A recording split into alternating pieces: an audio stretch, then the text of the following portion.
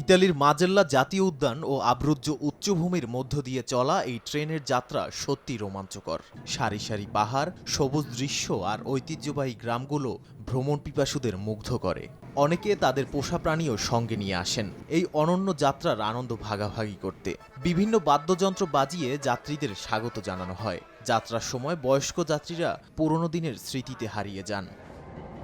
ইতালির trans Siberian rail line প্রায় ১০০ kilometre দীর্ঘ এবং পথটিতে রয়েছে ৫৮টি সুড়ঙ্গ ও বিশাল সেতু। এই পথের স্টেশনগুলোতেও ভিন্ন অভিজ্ঞতা অপেক্ষা করে। সুইজারল্যান্ডে ট্রেন ভ্রমণে অনুপ্রাণিত হয়ে নির্মাণ করা প্রকল্পটি বছরে ৪৫,০০০ পর্যটক বহন করে। ২০২৬ সালের মধ্যে সিসিলির দক্ষিণাঞ্চলে দুটি নতুন ট্রেন সার্ভিস খোলার আশা করছে কর্তৃপক্ষ।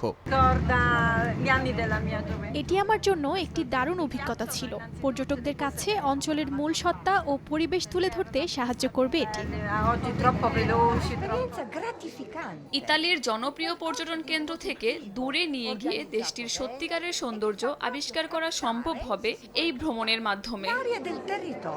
অর্ধেক পাউডারে দ্বিগুণ উজ্জ্বলতা। নতুন রিন অ্যাডভান্সড অর্ধেক পাউডারে দ্বিগুণ উজ্জ্বলতা।